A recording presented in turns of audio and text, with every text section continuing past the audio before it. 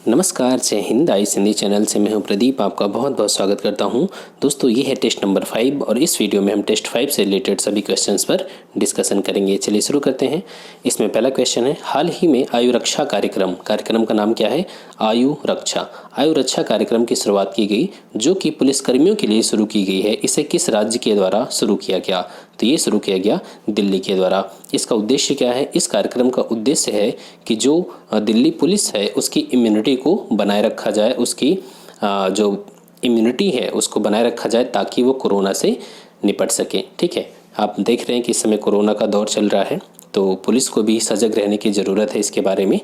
Question number 2, हाल ही में कोयला मंत्रालय ने केंद्र सरकार के द्वारा कोयला खानों के परिचालन को सुगम बनाने के लिए किस योजना की शुरुआत किया? योजना का नाम क्या है? परियोजना निगरानी इकाई। ठीक है, क्या नाम है? परियोजना निगरानी इकाई। आप यहाँ पर देख सकते हैं।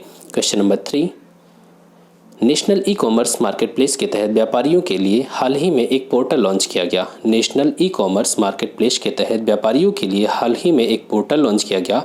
इस पोर्टल का नाम क्या है? इस पोर्टल का नाम है भारत मार्केट। क्या नाम है? भारत मार्केट। आगे चलते हैं। हाल ही में भारत ने किसको संयुक्त राष्ट्र में अपना स्थायी प्रतिनिधि नियुक्त किया? क्या नाम है उनका? टी.एस. त्रिमूर्ति। आपको पता है कि यूनाइटेड नेशन में जो इसके मेंबर कंट्रीज़ हैं इसके एक स्थायी प्रतिनिधि वहाँ पर नियुक्त होते हैं। तो भारत ने किसको अभी नियुक्त किया हाल ही में? टी.एस. त्रिमूर्ति को। इससे पहले कौन था? क्योंकि बीपीएससी ने 2018 या 19 में इसने पीछे पूछ लिया था कि इनसे पहले कौन था यूनाइटेड नेशन में भारत का प्रतिनिधि। तो इस समय टी.एस. त्रिमूर्ति हैं। इनसे पहले थे सैयद अकबरुद्दीन और इनसे पहले थे अशोक कुमार मुखर्जी और इनसे पहले थे हरदीप सिंह पुरी जो आज एविएशन मिनिस्टर हैं, विमानन मंत्री हैं। ठीक है, तो मैंने 4 नाम आपको बता दिए। टी.एस. त्रिमूर्ति अभी हैं और इनसे पहले थे सैयद अकबरुद्दीन से पहले अशोक मुखर्जी और इससे पहले हरदीप सिंह पुरी। ठीक है, चलिए आगे चलते हैं। किस राज्य सरकार के द्वारा किसान सभा ऐप की शुरुआत की गई? किसान सभा ऐप की शुरुआत किस सरकार के द्वारा की गई? दिल्ली सरकार के द्वारा। उद्देश्य क्या है? आप यहाँ पर देख लें, CSIR central road research institute नई दिल्ली के द्वारा किसान सभा ऐप लॉन्च किया गया। और यहाँ पर एक चीज़ और देख सकते हैं, इसका उद्देश्य क्या है? जो सप्लाई चेन है, ठीक है, ताकि जो किसानों का माल है वो आसानी से मार्केट तक पहुंच सके। और इसको ध्यान देना, जो परिवहन प्रबंधन प्रणाली है, अर्थात जैसे मान लीजिए किसान खेत में फसल उगाया, कैसे वो मार्केट तक ले जाए, तो जो दिल्ली सरकार की परिवहन प्रणाली है उससे इसको जोड़ा जाएगा ताकि उनको अपनी फसल को मार्केट तक पहुँचाने में कोई दिक्कत ना हो। ठीक है, आगे चलते हैं। महिला उद्यमशीलता को बढ़ावा देने के लिए प्रगति पहल की शुरुआत किसने किया? नाम क्या है? प्रगति पहल। किसने शुरू किया? तो इसकी शुरुआत की गई फेसबुक के द्वारा। उद्देश्य क्या है? वुमेन एंटरप्रेन्योरशिप को बढ़ावा देना, महिला उद्यमशीलता को बढ़ावा देना। क्लियर? आगे चलते हैं। हाल ही में किस राज्य सरकार के द्वारा आयुष कवच कोविड ऐप लॉन्च किया गया? आयुष कवच ऐप का नाम क्या है? आयुष कवच। किस सरकार ने लॉन्च किया था? उत्तर प्रदेश ने। ठीक है, आप यहाँ पर देख सकते हैं। इस ऐप में क्या होगा? इस ऐप पर आयुर्वेद से जुड़ी जो जड़ी बूटियाँ होती हैं उनकी पूरी जानकारी उपलब्ध होगी। ठीक है, बहुत ही आसान भाषा में।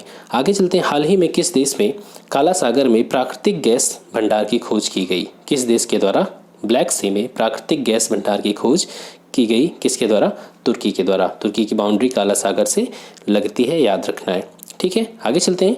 वर्ष 2020 के लिए पुलित्जर अवार्ड प्राप्त करने वाले भारतीयों को किस क्षेत्र के लिए यह पुरस्कार प्रदान किया गया? ध्यान देना, जो पुलित्जर अवार्ड है इसमें 3 भारतीय भी शामिल थे। इस बार 2020 का जो यह अवार्ड रहा और काफ़ी विवादित भी हो गया था क्योंकि ये जो अवार्ड है ये जम्मू कश्मीर के 3 ऐसे लोगों को मिला था, जो 3 ऐसे फोटोग्राफर थे जिनको मिला था, जिस वजह से ये विवादित था। थोड़ा सा आप गूगल पे जाइए और पुलित्जर अवार्ड इंडियन डाल दीजिए 2020, तो वहाँ पर आप सारी डिटेल देख लेंगे। ठीक है, काफ़ी विवाद आ गया था, बायकॉट करने की बात हो रही थी इसको। तो आप यहाँ देख सकते हैं जो भारतीयों को ये अवार्ड मिला था वो किस क्षेत्र में मिला था? फोटोग्राफी के लिए। क्लियर? चलिए आगे चलते हैं। नेक्स्ट क्वेश्चन, किस राज्य सरकार ने मुख्यमंत्री शहरी रोजगार गारंटी योजना की शुरुआत किया? किस सरकार के द्वारा? हिमाचल सरकार के द्वारा मुख्यमंत्री शहरी रोजगार गारंटी योजना की शुरुआत की गई। और इसके तहत क्या होगा? इसके तहत 120 दिन का रोजगार प्रदान किया जाएगा जो शहरी जनता है। ठीक है, आगे चलते हैं, हाल ही में किस राज्य सरकार ने आगामी 3 साल के लिए सभी व्यवसायों और उद्योगों को श्रम कानूनों से छूट देने का अध्यादेश जारी किया? अब आप ध्यान देना, जो श्रम कानून होते हैं ये श्रमिकों के हित के लिए होते हैं, उनकी रक्षा करने के लिए होते हैं, उनके कल्याण के लिए होते हैं। लेकिन पूंजीवाद का दौर ये जो चल रहा है, इसमें श्रमिक के हित, श्रमिक के कल्याण की कोई बात नहीं करता। और उत्तर प्रदेश सरकार ने तो हद कर दी। अपने यहाँ इन्वेस्टमेंट को बढ़ावा देने के लिए, प्रोडक्शन को बढ़ावा देने के लिए, टोटल पूंजीवाद को बढ़ावा देने के लिए उन्होंने कहा कि अगले 3 साल तक कोई श्रम कानून लागू नहीं रहेगा। किस सरकार ने? उत्तर प्रदेश सरकार ने कहा। ठीक है, आगे चलते हैं, किस राज्य सरकार के द्वारा निगाह कार्यक्रम शुरू किया गया? निगाह कार्यक्रम हिमाचल प्रदेश सरकार के द्वारा शुरू किया गया। उद्देश्य क्या है? ये जो निगाह कार्यक्रम है आप यहाँ पर देख सकते हैं, जो प्रवासी हिमाचल प्रदेश के लोग थे, बाहर काम करते थे, वो वापस आए हैं। तो यहाँ पर देख सकते हैं, राज्य सरकार बाहरी राज्यों से राज्य में आने वाले लोगों के परिजनों को शिक्षित एवं संवेदनशील बनाने और सोशल डिस्टेंसिंग मेंटेन करने के उद्देश्य से इस कार्यक्रम को शुरू किया है। आगे चलते हैं, हाल ही में ईरान ने अपनी मुद्रा के नाम में परिवर्तन कर दिया। पहले उसकी मुद्रा का नाम रियाल था, अब क्या हो गया? अब उसकी मुद्रा का नाम तोमन हो गया, TOMAN। ठीक है, टोमन। आगे चलते हैं, ईरान ने अपनी मुद्रा का नाम बदल दिया और यहाँ पर देख सकते हैं ये जो मुद्रा, इसकी वैल्यू बहुत ज़्यादा है, 10,000 रियाल के बराबर है। ठीक है, आगे चलते हैं, हाल ही में उत्तराखंड में किस दर्रे से होकर मानसरोवर यात्रा के लिए एक नया मार्ग बनाया गया? जब ये मार्ग बनाया गया, इसका उद्घाटन किया गया, तो नेपाल गुस्सा हो गया।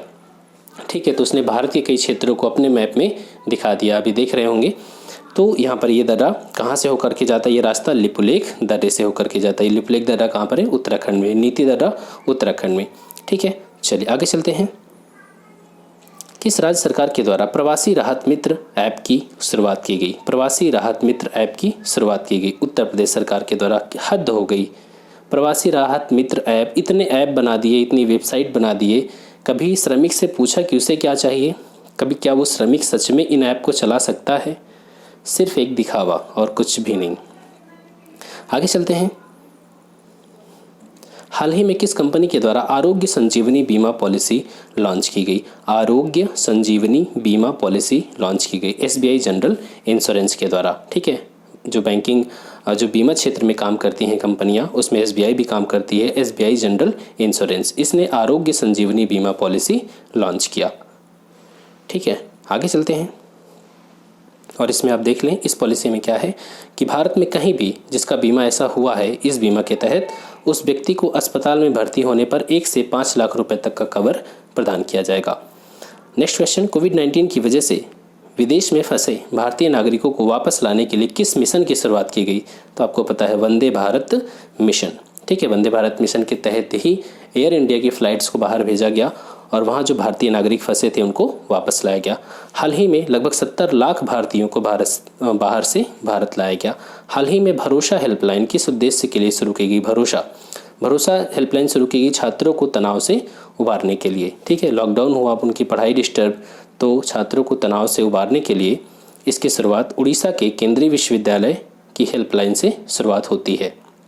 ठीक है, उड़ीसा के केंद्रीय विश्वविद्यालय किसने शुरुआत किया? केंद्रीय मानव संसाधन विकास मंत्री के द्वारा इसकी शुरुआत की गई, ताकि कोविड-19 और लॉकडाउन की वजह से वो तनावग्रस्त ना रहें। आगे चलते हैं, हाल ही में सिंगयून 201 और सिंगयून 202 सैटेलाइट किस देश के द्वारा लॉन्च किया गया? नाम से ही लग रहा है सिंगयून, कौन करेगा? चाइना। ठीक है, आगे चलते हैं, हाल ही में विशाखापट्टनम में LG polymers India private limited company में किस गैस का रिसाव हुआ था जिसके कारण कई लोगों की मृत्यु हो गई थी? उस गैस का नाम क्या था? स्टायरीन। और जो भोपाल गैस त्रासदी थी उसमें MIC, मिथाइल आइसोसाइनेट। इसमें जो विशाखापट्टनम में LG पॉलीमर्स में गैस रिसाव हुआ था उसका नाम क्या था? स्टायरीन। ये कहाँ की कंपनी है? दक्षिण कोरिया की कंपनी है। क्या काम करती है भारत में? पॉलीस्टायरीन से संबंधित उत्पाद को बनाती है और इसके लिए स्टायरीन गैस चाहिए होता है।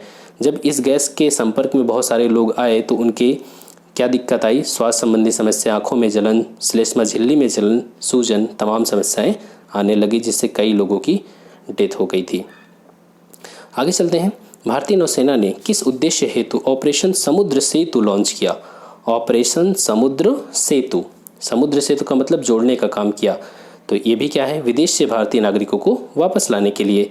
देखिए, विदेश से भारतीय नागरिकों को वापस लाने के लिए जहाँ एयर इंडिया की फ़्लाइट भेजी गई जो दूर थे, अब जैसे मालदीव में है और सेशल्स में है, बहुत सारे भारतीय हैं, इंडियन ओशियन में ही फंसे हैं, तो वहाँ पर नेवी को भेज दिया गया और नेवी ने ऑपरेशन समुद्र सेतु लॉन्च करके भारतीयों को वापस बुला लिया। ठीक है, इसके लिए भारत ने कई जो जहाज रहे उनको रवाना किया था। आगे चलते हैं। शैतात्कर समिति के आधार पर किस सेवा से संबंधित पद को समाप्त करने की घोषणा की गई? Military engineering. मिलिट्री इंजीनियरिंग के 9 पदों को समाप्त करने की घोषणा की गई। यहाँ पर एक समिति बनाई गई थी लेफ्टिनेंट जनरल DB शैतात्कर की अध्यक्षता में। ठीक है, इन्होंने सिफारिश किया, तब रक्षा मंत्री ने मिलिट्री इंजीनियरिंग के 9 पदों को ख़त्म कर दिया। ठीक है, आगे चलते हैं। हाल ही में WHO और यूनाइटेड नेशन ने किस बीमारी के उन्मूलन की 40वीं वर्षगांठ पर टिकट जारी किया? चेचक। ठीक है, इसके 40वीं वर्षगांठ पर एक टिकट जारी किया गया, ये जो चेचक बीमारी है इसके उन्मूलन के उपलक्ष्य में। आगे चलते हैं। किस राज्य सरकार के द्वारा खेती को विनियमित करने तथा किसानों को फसल उगाने संबंधी आवश्यक निर्देश जारी किया गया? किस राज्य सरकार के द्वारा खेती को रेगुलेट करने और किसानों को फसल उगाने संबंधी आवश्यक निर्देश जारी किया गया? तेलंगाना। देखिए, तेलंगाना ने क्या कहा था? तेलंगाना ने कहा था कि राज्य सरकार धान की फसल उगाने के लिए 50 लाख एकड़ भूमि सीमित कर देगी, वहीं चने की खेती के लिए 10 लाख एकड़ तक सीमित कर दिया गया। मतलब कि ज़मीन बता दिया गया कि कितने खेत में चना होगा, कितने खेत में धान होगा। ठीक है, और जो किसान इसका पालन नहीं करेंगे उन्हें MSP और रायतो बंधु योजना इनका लाभ नहीं मिलेगा। क्लियर? चलिए आगे चलते हैं। हाल ही में जारी वैश्विक ऊर्जा संक्रमण सूचकांक 2020 कौन जारी करता है? World economic forum. वैश्विक ऊर्जा संक्रमण सूचकांक 2020 में भारत का कौन सा स्थान है? 74th। ठीक है, वर्ल्ड इकोनॉमिक फोरम जारी करता है। और यहाँ पर देख सकते हैं स्वीडन, स्विट्जरलैंड और फिनलैंड, ये जो नॉर्डिक कंट्रीज़ हैं, इनको पहला, दूसरा और तीसरा स्थान मिला। स्विट्जरलैंड नॉर्डिक में नहीं आता। ठीक है, याद रखना। आगे चलते हैं। किस राज्य सरकार के द्वारा 2% कृषि कल्याण शुल्क लगाया गया? कृषि कल्याण शुल्क किसके द्वारा शुरू किया गया? राजस्थान सरकार के द्वारा। ठीक है, राजस्थान सरकार ने मंडियों में लाई या खरीदी या बेची गई कृषि उपज पर 2% कृषि कल्याण शुल्क लगाने की घोषणा किया और इससे जो पैसा आएगा वो किसानों के कल्याण के लिए खर्च किया जाएगा। ठीक है, वो अलग बात है खर्च हो या ना हो। किस अभियान के द्वारा प्रवासियों, किसानों, छोटे कारोबारियों और रेहड़ी पटरी वालों, रेहड़ी मतलब जो सड़क के किनारे लगाए रहते हैं अपने जीवन यापन के लिए, रेहड़ी पटरी वालों सहित गरीबों की सहायता के लिए उपाय की घोषणा की गई? आत्मनिर्भर भारत अभियान के तहत। ठीक है, इसके तहत किसानों, ये जो छोटे व्यापारी हैं, इनकी मदद की कोशिश की गई।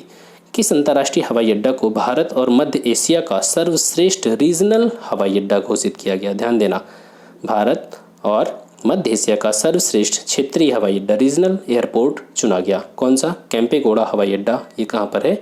बेंगलुरु में। क्लियर? आगे चलते हैं। और यहाँ देख सकते हैं सिंगापुर के चांगी एयरपोर्ट को लगातार 8वीं बार वर्ल्ड एयरपोर्ट अवार्ड्स में विश्व का सबसे सर्वश्रेष्ठ हवाई अड्डा चुना गया।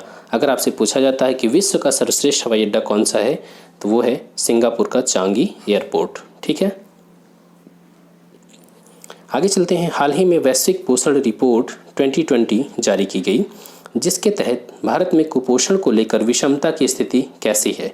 हमारे देश में विषमता की स्थिति बहुत ही ज़्यादा है। ठीक है, कुपोषण बहुत ही ज़्यादा है, आप यहाँ पर देख सकते हैं। ठीक है, भारत उन 88 देशों में है जो 2025 तक वैश्विक पोषण लक्ष्यों को प्राप्त करने में विफल रह सकते हैं। और कोविड-19, लॉकडाउन, लोगों के रोजगार का छीना जाना, इन सभी चुनौतियों ने इस समस्या को और बढ़ा दिया। ठीक है, चलिए आगे चलते हैं। FIR आपके द्वार नामक पहल किस राज्य सरकार के द्वारा की गई? कहने का मतलब अब FIR लिखवाने के लिए आपको थाने जाने की ज़रूरत नहीं है, पुलिस आपके घर आएगी। किस सरकार ने शुरू किया? मध्य प्रदेश ने। ठीक है, चलिए आगे चलें। ICGS Indian coast guard ship, Indian coast guard ship Sachet ICGS सचेत, जिसका हाल ही में रक्षा मंत्री ने गोवा में जलावतरण किया, यह किससे संबंधित है? यह एक गश्ती पोत है। किसके लिए है? इंडियन कोस्ट गार्ड के लिए। ठीक है, चलिए आगे चलते हैं। आपको पता है कि जो हमारा तटीय सीमा होती है, तटीय सीमा में जो क्षेत्रीय रीजनल एरिया टेरिटरी होती है, यहाँ पर जो क्षेत्रीय जल होता है, रीजनल वाटर, उसकी जिम्मेदारी इस तटीय पुलिस की होती है। उसके बाद कोस्ट गार्ड की जिम्मेदारी होती है कि हमारी समुद्री सीमा की रक्षा करे। ठीक है, तो यहाँ पर कई लेयर होती है और बाकी उसके बाद फिर नेवी आ जाती है 200 नॉटिकल माइल तक। ठीक है, तो यहाँ पर कोस्ट गार्ड के लिए यहाँ पर एक ICGS सचेत का जलावतरण किया गया रक्षा मंत्री के द्वारा। आगे चलते हैं, क्वेश्चन नंबर 32। सर्ट के द्वारा इवेंट बोट, सर्ट क्या है? CERT, computer emergency response team. अगर भारत में साइबर अटैक होता है तो तुरंत रिस्पांस करने की जिम्मेदारी किसकी है? सर्ट की है, कंप्यूटर इमरजेंसी रिस्पांस टीम के द्वारा इवेंट बोट के खिलाफ चेतावनी जारी की गई। इवेंट बोट क्या है? इवेंट बोट एक कंप्यूटर वायरस है जो क्या करता है? हमारे पर्सनल डेटा को चुराने का काम करता है। ठीक है, तो आप लोग भी ध्यान रखें, बहुत जो अनावश्यक ऐप हैं अपने मोबाइल से हटा दें या उन्हें इंस्टॉल ही ना करें। हल्का कार्बन फोम, जिसको हाल ही में विकसित किया गया, या किससे संबंधित है? कार्बन फोम का डेवलप किया गया, यह संबंधित है एक बैटरी से। ठीक है, यहाँ पर आप देख सकते हैं एक हल्का कार्बन फोम बनाया गया CSIR के द्वारा, और इसमें ये जो हल्का कार्बन फोम है वो लेड एसिड बैटरी की जगह प्रयोग किया जा सकता है। ठीक है, चलिए आगे चलते हैं। हाल ही में भारत किस संगठन के कार्यकारी बोर्ड में शामिल हुआ? WHO के कार्यकारी बोर्ड का अध्यक्ष इस समय कौन है? भारत है। और भारत में कौन? भारत के जो स्वास्थ्य मंत्री डॉक्टर हर्षवर्धन। ठीक है, इस समय WHO के कार्यकारी बोर्ड में ये अध्यक्ष हैं। क्लियर? अन्य देश इसमें और कौन कौन शामिल हुआ? तो यहाँ देख सकते हैं बोत्सवाना, कोलंबिया, घाना, गिनी बिसाऊ, मेडागास्कर, ओमान, दक्षिण कोरिया, रसिया और ब्रिटेन। क्लियर? चलिए आगे चलते हैं। हाल ही में 73वीं स्वास्थ्य सभा 2020 का आयोजन कहाँ किया गया? 73वीं स्वास्थ्य सभा 2020 का आयोजन कहाँ किया गया? Geneva, Switzerland. क्लियर? चलिए आगे चलते हैं। यह उष्णकटिबंधीय चक्रवात तूफान जिसने हाल ही में बंगाल में तबाही मचाई, उष्णकटिबंधीय चक्रवाती तूफान जिसने हाल ही में बंगाल में तबाही मचाई, उसका नाम क्या है? देखिए, जो निसर्ग है, निसर्ग कब आया था? आया था 2020 में, लेकिन ध्यान रखना ये अम्फान के बाद आया था निसर्ग। ठीक है, अम्फान आया था मई में और निसर्ग आया था जून में, लेकिन ध्यान रखना ये महाराष्ट्र और गुजरात तट पे आया था, मतलब अरब सागर में आया था। फैनी 2019 में आया था, बुलबुल 2019 में आया था। पूछा है हाल ही में, मतलब 2020 की घटना है, तो ये है अम्फान। ठीक है, जिसने बंगाल में तबाही मचाई, मतलब बंगाल की खाड़ी में आया होगा। तो ये कौन सा चक्रवाती तूफान है? अम्फान। ठीक है, और चक्रवात के बारे में हम बात कर चुके हैं कि एक लो प्रेशर होता है, केंद्र में लो प्रेशर और इसके चारों ओर उच्च वायुदाब की समदाब रेखाएं पाई जाती हैं, जिससे हवाएं हाई से लो की ओर चलने लगती हैं। ठीक है, चलिए आगे चलते हैं। इसका ये जो अम्फान नाम है, ये नाम किसने दिया था? थाईलैंड ने दिया था। आगे चलें। निम्न में से किस देश ने भारत के कुछ हिस्से को अपने मानचित्र में दर्शाया था? अभी हम बात कर चुके हैं नेपाल ने। ठीक है, 3 एरिया है यहाँ पर आप देख सकते हैं, काला पानी, लिम्पियाधुरा और लिपुलेख। काला पानी, लिम्पियाधुरा और लिपुलेख, ये तीनों कहाँ पर है? उत्तराखंड में। जब भारत ने उस रोड का निर्माण किया मानसरोवर जाने के लिए, तब नेपाल गुस्सा हो गया और काला पानी, लिम्पियाधुरा, लिपुलेख, या भारत ने जब एक नया मैप जारी किया था तो उसमें इन क्षेत्र को अपने भारत के हिस्से में दिखाया। हालांकि भारत में हमेशा दिखाया जाता रहा, लेकिन अब नेपाल चाइना से ज़्यादा इन्फ्लुएंस्ड है इस समय। हालांकि उसका नतीजा भी देखने को मिल रहा है, नेपाल को काफ़ी नुकसान भी हो रहा है। हाल ही में भारत निम्न में से किस संगठन के 5वें पर्यवेक्षक के रूप में शामिल किया गया? ऑब्जर्वर, मेंबर नहीं, याद रखना। हिंद महासागर सम्मेलन, इंडियन ओशियन सम्मेलन। ठीक है, हिंद महासागर सम्मेलन। अब देखिए, इसमें जो इंडियन ओशियन कमीशन है, आयोग होना चाहिए था, इसमें 5 मेंबर हैं। कौन कौन है 5 मेंबर? बहुत ही जो छोटे छोटे द्वीप हैं, Seychelles, Maldives, Mauritius, Madagascar, Comoros, reunion. Maldives नहीं है, ठीक है, सेशेल्स, मॉरिशस, मेडागास्कर, कोमोरोस द्वीप और रियूनियन। रियूनियन द्वीप पर किसका अधिकार है? फ्रांस का अधिकार है। ये जो इंडियन ओशियन कमीशन है, इसका स्थापना कब हुई थी? इसकी स्थापना 1982 में हुई थी। तो इसी कमीशन का भारत को पर्यवेक्षक के रूप में शामिल किया गया। आगे चलते हैं। हाल ही में किस राष्ट्र ने ओपन स्काई संधि से अलग होने की चेतावनी दे दिया? संयुक्त राज्य अमेरिका ने ओपन स्काई ट्रीटी से अलग होने की चेतावनी दिया। ओपन स्काई ट्रीटी क्या होती है? यहाँ जो भी इस ट्रीटी को ज्वाइन करता है, इस पर सिग्नेचर करता है, इसे फिर एक दूसरे देशों की सीमा में सैन्य गतिविधियों की जांच के लिए निगरानी उड़ानों की अनुमति मिल जाती है। कहने का मतलब रूस का जहाज़ अमेरिका में निगरानी के लिए जा सकता है, ठीक है, अनुमति लेकर के सैन्य गतिविधियों की जांच के लिए वो जा सकता है। तो अमेरिका ने कहा ये हमारे नेशनल सिक्योरिटी के लिए ठीक नहीं है, हम इस ट्रीटी से बाहर हो रहे हैं। आगे चलते हैं। अमेरिका के द्वारा किस देश को G7 समूह में शामिल करने का प्रस्ताव पेश किया गया? देखिए, जो G7 ग्रुप है, G7 ग्रुप की स्थापना कब हुई थी? 1975 में। बाद में रसिया भी शामिल हो जाता है तो G8 बन जाता है। लेकिन 2014 में जब रूस ने क्रीमिया पर कब्जा कर लिया तो इसे G8 ग्रुप से बाहर कर दिया गया और वापस ये G7 बन गया। ठीक है। अब यहाँ पर डोनाल्ड ट्रंप ने कहा कि अब G7 को बढ़ाया जाना चाहिए, क्योंकि बहुत सी इकोनॉमी ऐसी हैं जो अब दुनिया के बड़ी इंडस्ट्री या जो बड़े देश हैं उनको टक्कर दे रहे हैं। जैसे कौन कौन? भारत, ऑस्ट्रेलिया, दक्षिण अफ्रीका, ये सभी देश। रूस को तो बाहर ही कर दिया गया, तो यहाँ से गलत हो जाता है। भारत, ऑस्ट्रेलिया, दक्षिण अफ्रीका, इनको शामिल करने की बात हो रही है। अभी G7 में कौन कौन से देश हैं? तो G7 में यूएसए के ऊपर कौन है? कनाडा के, अब यहाँ पर अमेरिका छोड़ दीजिए, यूरोप में आ जाइए तो यूके के बाद फ्रांस के बाद इटली, और इटली के बाद एक देश एशिया का जापान। ठीक है। भारत इसका मेंबर नहीं है, भारत को शामिल करने की बात हो रही है। तो आपका आंसर क्या हो जाएगा? ई, क्योंकि भारत, ऑस्ट्रेलिया, दक्षिण अफ्रीका, इन सब को शामिल करने की बात की जा रही है। आगे चलते हैं। हाल ही में किस राज्य ने शराब पर 70% विशेष कोरोना शुल्क लगाया? ठीक है। और देखिए, हद हो गई। लॉकडाउन के दौरान हमारी इकोनॉमी कौन चला रहा था? शराब। एक तरफ हम चाहते हैं कि शराब से पीने वाले लोगों की मौत कम हो, कैंसर से पीड़ित लोगों की मौत कम हो, और दूसरी तरफ हम क्या कर रहे हैं? शराब पर शुल्क लगा रहे हैं ताकि उससे कमाई हो सके। कमाई कब होगी? जब शराब ज़्यादा बिकेगी। तो अजीब सा एक यहाँ पर चीज़ें देखने को मिल रही है।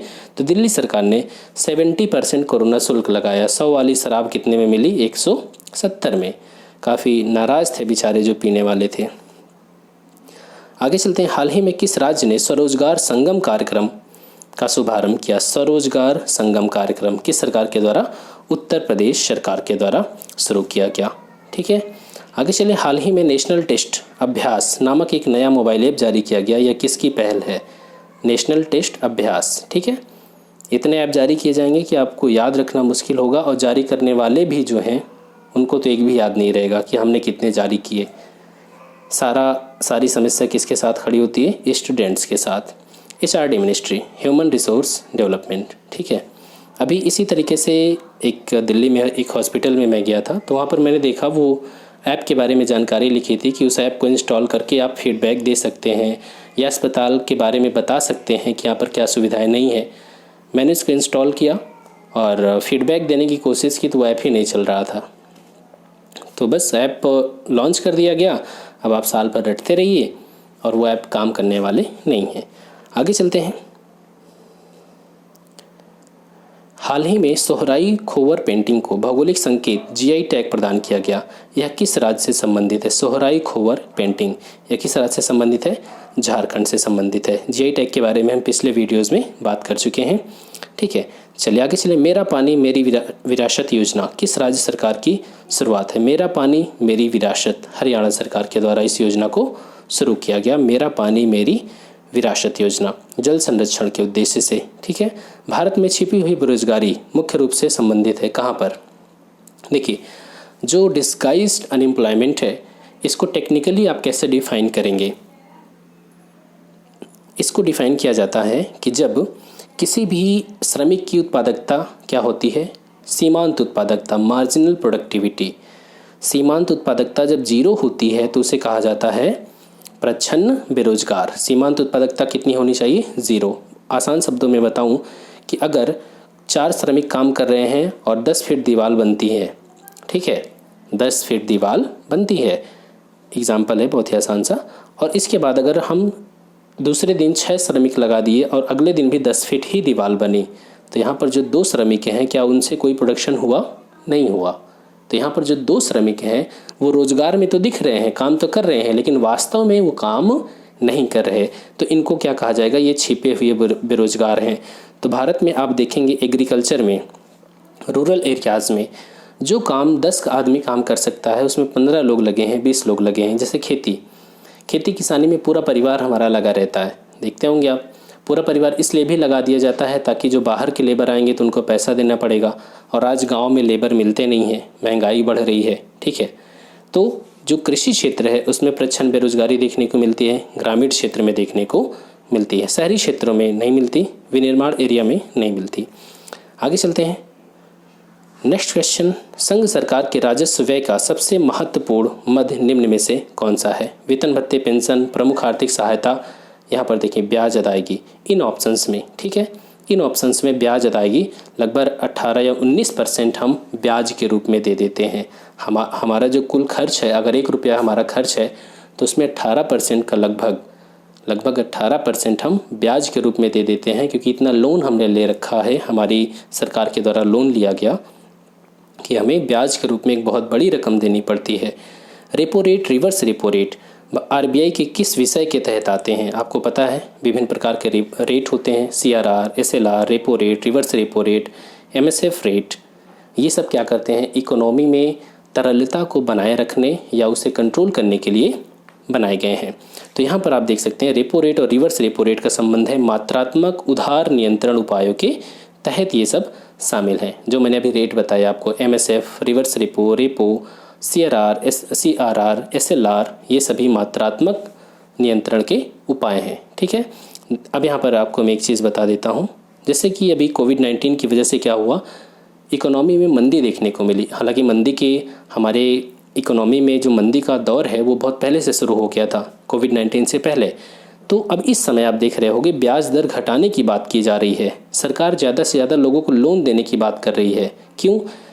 यहाँ पर ध्यान से देखना, जब भी इकोनॉमी में तरलता सप्लाई करना होता है, मतलब कि इकोनॉमी में पैसा फेंकना होता है, बढ़ाना होता है, तो क्या करती है, जितने भी रेट हैं सारे रेट को कम कर दिया जाता है। याद रखना, अगर वही महंगाई है, महंगाई क्यों है? डिमांड ज़्यादा है। डिमांड ज़्यादा क्यों है? क्योंकि लोगों के पास पैसा ज़्यादा है। तो आरबीआई सोचेगा कि अगर हम इकोनॉमी से पैसा निकाल लें, अर्थात तरलता को सोख लें, तो क्या होगा, महंगाई को कंट्रोल किया जा सकता है। तो वो सारे ब्याज दर को क्या करेगा, बढ़ा देगा। याद रखना, सारे ब्याज दर, यहाँ तक कि बचत ब्याज दर को भी बढ़ा देगा। आपने जो बैंक में अकाउंट खोल रखा है, बचत खाता, उसकी भी ब्याज दर बढ़ा देगा, ताकि आप बैंक में पैसा जमा कर दो, खर्च ना करो ज़्यादा। तो जब खर्च कम करोगे तो महंगाई तो कंट्रोल में आई जाएगी। तो आप याद रखना, अगर मंदी को कंट्रोल करना है, मतलब मंदी को रोकना है, डिमांड बढ़ाना है, तो ब्याज दर कम करो, और अगर महंगाई को कंट्रोल करना है तो ब्याज दर बढ़ा दो। सारी ब्याज दर की बात कर रहा हूँ। ठीक है, चलिए आगे चलते हैं। भारत की सामाजिक आर्थिक असमानता को किसके द्वारा समाप्त नहीं किया जा सकता? आपको पता है कि भारत में बहुत अधिक सामाजिक आर्थिक असमानता है। कोविड-19 में रिलायंस कंपनी की पूंजी बहुत तेज़ी से बढ़ी। ठीक है, मतलब जो पूंजीपति वर्ग है, जो मेडिकल क्षेत्र में काम कर रहा था जो कंपनी, उसकी पूंजी तो बहुत तेज़ी से बढ़ी। वहीं दूसरी ओर लोग 500-500 किलोमीटर, 1,000 किलोमीटर पैदल चल करके अपना रोज़गार छोड़ करके उन्हें वापस जाना पड़ रहा है। लोग भूखमरी से एकदम ग्रसित है, खाने को उनके पास कुछ नहीं। तो इस आर्थिक असमानता को कैसे दूर नहीं किया जा सकता? अगर हम क्या लोगों को लोन देंगे तो क्या ये दूर हो सकता है? निर्धन लोगों को आर्थिक सहायता दे करके तो हो सकता है, लेकिन क्या कर्ज दे करके इस असमानता को हम दूर कर पाएंगे? जो कि वास्तविक में अब आप ध्यान से देखें तो हमारी इस समय की जो सरकार है, सेंट्रल गवर्नमेंट, वो लोगों को ज़्यादा से ज़्यादा लोन बांटने पे बल दे रही है। लेकिन एक गरीब आदमी लोन नहीं लेना चाहेगा, उसका जीवन तो ऐसे ही इतना कष्टमय है, वो लोन लेकर के बैंक की समस्या से जूझना नहीं चाहेगा। पहले तो उसे लोन नहीं मिलेगा, किसी तरह मिल गया तो बैंक वाले उसे इतना परेशान कर देंगे कि अब क्या होगा, अब क्या बताऊँ। चलिए आगे चलते हैं। यहाँ पर कुछ दिवस के बारे में है तो आप देख लीजिए। देखिए यहाँ पर इसको हम डिटेल में देख लेते हैं। 4321, आपका आंसर क्या हो जाएगा? 4321। देखिए, विश्व पृथ्वी दिवस कब मनाया जाता है? 22 अप्रैल। विश्व नगर दिवस 31 अक्टूबर। विश्व जनसंख्या दिवस 11 जुलाई और विश्व जल दिवस 22 मार्च। आपको याद ही करना होगा ये चीज़ें। अब पिको आंदोलन, जो चिपको आंदोलन हुआ था उत्तराखंड में 1973 में, उसी से प्रेरित होकर के दक्षिण भारत में पिको आंदोलन चलाया गया था कर्नाटका में। ठीक है, पेड़ काटने को लेकर के। आगे चलते हैं। पारितंत्र के संदर्भ में निम्न प्राकृतिक प्रदेशों में से किस प्रदेश में उत्पादकता सबसे ज़्यादा होती है? कहाँ पर होगी उत्पादकता? जो पारिस्थितिकी उत्पादकता होती है वो सबसे ज़्यादा विषुवतीय प्रदेश में देखने को मिलेगी। क्यों? क्योंकि ये वो एरिया है जहाँ पर टेम्परेचर ज़्यादा है, वर्षा ज़्यादा होती है, विविध प्रकार के वृक्ष देखने को मिलते हैं, विविध प्रकार के जीव जंतु देखने को मिलते हैं। सबसे ज़्यादा इकोलॉजिकल प्रोडक्टिविटी यहीं पर मिलती है। ठीक है, चलिए आगे चलते हैं। नेक्स्ट क्वेश्चन है, ग्लोबल वार्मिंग वैश्विक उष्णता या ऊष्मन का कारण क्या है? ग्लोबल वार्मिंग का कारण क्या है? जीवाश्म ईंधनों का सबसे ज़्यादा प्रयोग। जीवाश्म ईंधन का मतलब लकड़ी जलाना, डीजल, पेट्रोल, इन सभी का प्रयोग करने की वजह से ग्लोबल वार्मिंग ज़्यादा हो रही है। ठीक है, चलिए आगे चलते हैं। विश्व ओजोन दिवस कब मनाया जाता है? विश्व ओजोन दिवस मनाया जाता है 16 सितंबर को। ठीक है, नीरी कहाँ पर स्थित है? नीरी स्थित है नागपुर में। नीरी का फुल फॉर्म क्या है? तो ये जो संस्थान है National Environmental Engineering Research Institute, क्या फुल फॉर्म है? National Environmental Engineering Research Institute, NEERI. ठीक है, चलिए आगे चलते हैं।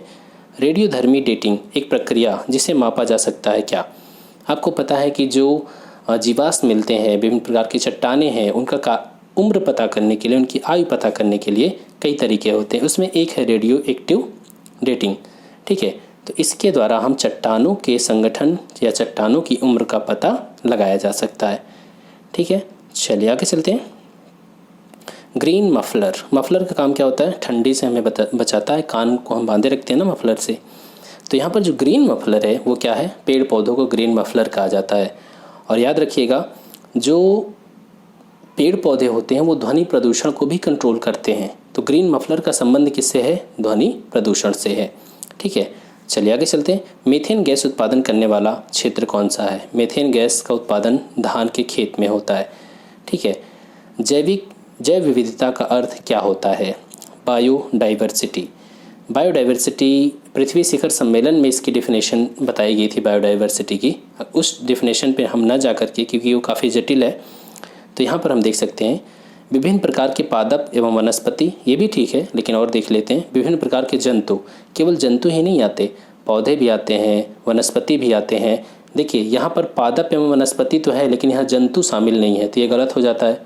आधी अधूरी परिभाषा है, गलत नहीं है, ये आधी अधूरी परिभाषा है। अगर इन्हीं दोनों को मिला दें तो बायोडाइवर्सिटी बन जाएगी। तो मतलब एक निर्धारित क्षेत्र में विभिन्न प्रकार के पादप एवं जंतु, तो ये ऑप्शन आपका सही हो गया, क्योंकि बायोडाइवर्सिटी में हम पेड़ पौधों, वनस्पतियों, जीव जंतुओं सबको शामिल करते हैं। आगे चलें। हाल ही में किसी देश का नया केंद्रीय सतर्कता आयुक्त CVC, केंद्रीय सतर्कता आयुक्त, भ्रष्टाचार से निपटने के लिए एक संगठन है, निकाय है, CVC आयुक्त नियुक्त किया गया, केंद्रीय सतर्कता आयुक्त नियुक्त किया गया किसे? संजय कोठारी को। ठीक है, चलिए आगे चलते हैं। निम्न वर्षों में से कब पर्यावरण संरक्षण अधिनियम लागू किया गया? बहुत ही आसान है, पर्यावरण संरक्षण अधिनियम 1986 में लागू किया गया। क्वेश्चन नंबर 62, भारत में जैव विविधता की दृष्टि से धन्य स्थान कहाँ पर है? जैव विविधता कहाँ पर ज़्यादा होगी? जहाँ पर टेम्परेचर ज़्यादा हो, वर्षा बहुत ज़्यादा होती हो। तो यहाँ पर ध्यान से देखिए, थार में बिल्कुल नहीं, पूर्वी घाट बिल्कुल नहीं, बंगाल की खाड़ी, यहाँ पर देखिए पश्चिमी घाट में बायोडाइवर्सिटी बहुत ज़्यादा मिलेगी। सूर्य से आने वाला हानिकारक पराबैंगनी विकिरण किस चीज़ का कारण हो सकता है? किस बीमारी का कारण हो सकता है? तो ये हमारे स्किन कैंसर का कारण हो सकता है। ठीक है, पराबैंगनी किरणों की वजह से। आगे चलते हैं। जैव विघटित बायोडिग्रेडेबल प्रदूषक है ऐसा प्रदूषक जो जैविकी रूप से विघटित हो सकता है। प्लास्टिक तो हज़ारों वर्षों तक रहता है, वो तो ख़त्म ही नहीं होता। इसीलिए आप सिंगल यूज़ प्लास्टिक का जो यूज़ है वो करने से बचें। ठीक है, जैसे कि पॉलीथीन हो गई, हम जाते हैं कोई भी दूध भी लिया तो हम उससे पॉलीथीन मांगते हैं कि दूध को हम पॉलीथीन में डाल दें, जबकि दूध ऑलरेडी पैकेट में है। तो ऐसी चीज़ों से बचें जो हमारे पर्यावरण को नुकसान, क्योंकि हम शिक्षित लोग हैं और एक जिम्मेदारी लेकर के आप आगे बढ़ रहे हैं। तो जैविक विघटित प्रदूषक है कौन सा? वाहित मल। जो सीवेज का पानी होता है उसमें भले ही कुछ अशुद्धियाँ होती हैं, लेकिन उसको ट्रीट किया जा सकता है। इसी की वजह से सीवेज ट्रीटमेंट प्लांट लगाया जाता है, STP। ठीक है, तो जो वाहित मल होता है वो जैविक रूप से विघटित हो सकता है। आगे चलते हैं। दक्षिण भारत की नदियाँ प्रमुख रूप से निम्न में से कौन सा अपवाह तंत्र रखती हैं? तो यहाँ पर आप देख सकते हैं ये वृक्षनुमा अपवाह तंत्र रखती हैं। आप देखेंगे तो वृक्षनुमा अपवाह तंत्र इनका कुछ इस प्रकार से, एक मुख्य नदी होगी, फिर उसकी बाकी सहायक नदियाँ, कुछ ये वृक्षनुमा कई प्रकार के अरीय अपवाह तंत्र होता है, और जो पक्षी का पैर होता है, ठीक है, उस वृक्षनुमा कई प्रकार के यहाँ पर अपवाह तंत्र होते हैं। तो जो दक्षिण भारत की नदियाँ वो मुख्यतः वृक्षनुमा अपवाह तंत्र रखती हैं। आगे चलें, निम्न में से कौन सा एक विश्व का विशालतम पारितंत्र है? समुद्र। समुद्र दुनिया का सबसे बड़ा पारितंत्र है, ठीक है, याद रखना। हाल ही में किस कुश्ती पहलवान को राजीव गांधी खेल रत्न पुरस्कार दिया गया? विनेश फोगाट को, ठीक है, फोगाट बहनें हैं, बबीता फोगाट, विनेश फोगाट। तो विनेश फोगाट को राजीव गांधी खेल रत्न पुरस्कार प्रदान किया गया। आगे चलते हैं, यहाँ पर देखें फूड चेन में मानव कहाँ पर आता है? फूड चेन आपको पता है, ठीक है, जब भी आप किसी भी इकोसिस्टम की बात करते हैं तो वहाँ पर कई जीव होते हैं, ठीक है। एक तो उत्पादक हो गया, उत्पादक में कौन आता है? उत्पादक में सबसे पहले कौन आता है? पेड़ पौधे आते हैं, क्योंकि भोजन वही बना सकते हैं। उत्पादक के बाद जो इनको खाते हैं उन्हें क्या कहा जाता है? Primary consumer. प्राइमरी कंज्यूमर के बाद सेकेंडरी कंज्यूमर, सेकेंडरी कंज्यूमर के बाद टर्शियरी कंज्यूमर। जो मनुष्य होता है वो प्राथमिक और द्वितीयक उपभोक्ता दोनों होता है, ठीक है, क्योंकि हम मनुष्य हैं, हम धनिया भी खा लेते हैं, पालक भी खा लेते हैं। हम सीधे क्या करें? प्राइमरी जो प्रोड्यूसर है, प्राथमिक उत्पादक है, हम उसको खा लेते हैं। या जैसे मान लो इस प्राथमिक उत्पादक को किसने खाया? खरगोश ने खाया, ठीक है, और बहुत से जगहों पर खरगोश का भी मांस खाया जाता है। या इस घास को बकरे ने खाया तो इंसान बकरी को भी खाता है। तो इंसान जो है वो प्राइमरी और सेकेंडरी उपभोक्ता है, ठीक है, उत्पादक तो इंसान हो ही नहीं सकता। उत्पादक की आप जब भी बात करेंगे तो यहाँ पर पेड़ पौधों को शामिल किया जाएगा, क्योंकि खाना वो अपना खुद से ही बना पाते हैं और बाकी कोई नहीं है, कुछ बैक्टीरिया को छोड़ करके, ठीक है। आगे चलते हैं, जो खुद अपना भोजन बना सके। नेक्स्ट, सैद्धांतिक रूप से यदि आर्थिक विकास की कल्पना की जाती है तो इनमें से किस एक की साधारणता ध्यान में नहीं रखा जाता? जब हम आर्थिक विकास की बात करते हैं तो उसमें बहुत सी चीज़ें होती हैं, लेकिन किसी एक चीज़ को ध्यान में नहीं रखा जाता। तो आप ध्यान से देखें, विश्व बैंक से वित्तीय सहायता में वृद्धि, जीडीपी में वृद्धि। जी हाँ, जीडीपी में वृद्धि हो रही होगी तब हम समझ पाएंगे कि हाँ, हमें दिखाई देगा ना, क्लियर होगा कि हाँ ग्रोथ हो रही है, विकास हो रहा है। सकल राष्ट्रीय उत्पाद में वृद्धि, प्रति व्यक्ति सकल राष्ट्रीय उत्पाद में वृद्धि, ये सभी आर्थिक विकास के सूचक हैं। लेकिन क्या वर्ल्ड बैंक से वित्तीय सहायता में वृद्धि हो रही है तो क्या ये आर्थिक विकास का सूचक है? जी नहीं, हम तो यहाँ पर लोन ले रहे हैं वर्ल्ड बैंक से। जब हम ज़्यादा लोन लेंगे तो आर्थिक विकास का सूचक थोड़ी ना हुआ। मांग का नियम क्या कहता है? मांग का नियम कहता है कि जैसे प्राइस, देखिए यहाँ पर मांग का नियम, सप्लाई का नियम क्या बताता है? डिमांड और प्राइस के बीच रिलेशन बताता है कि डिमांड और प्राइस के बीच क्या रिलेशन है। सप्लाई का नियम, पूर्ति का नियम क्या बताता है? सप्लाई और प्राइस के बीच क्या रिलेशन है। तो आपको पता है इस समय, जैसे कि अब अक्टूबर में वीडियो बना रहा हूँ तो प्याज की कीमत बहुत ज़्यादा बढ़ती ही जा रही है, ठीक है। जब आप प्योर इकोनॉमिक्स पढ़ेंगे जो ग्रेजुएशन लेवल या पीजी लेवल पे, तो वहाँ पर इनको डिटेल में पढ़ाया जाता है। लेकिन अभी समझ लीजिए कि जब प्राइस बढ़ती है तो डिमांड क्या होगा? कम होगा, स्वाभाविक सी बात है। और यही है मांग का नियम। अगर आप इसे ग्राफ में बनाएं तो कैसे बनेगा? ये हो गया एक्स एक्सिस और ये हो गया वाई एक्सिस।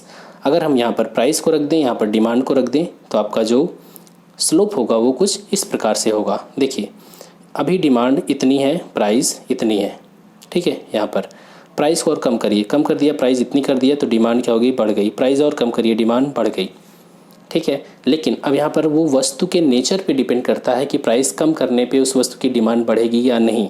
जैसे कि नमक है, नमक की कीमत आप कम कर दीजिए, 1 रुपये किलो कर दीजिए। टाटा नमक की कीमत अभी 20 रुपये किलो है, अब 1 रुपये किलो कर दीजिए। क्या लोग नमक खाना ज़्यादा शुरू कर देंगे? जी नहीं।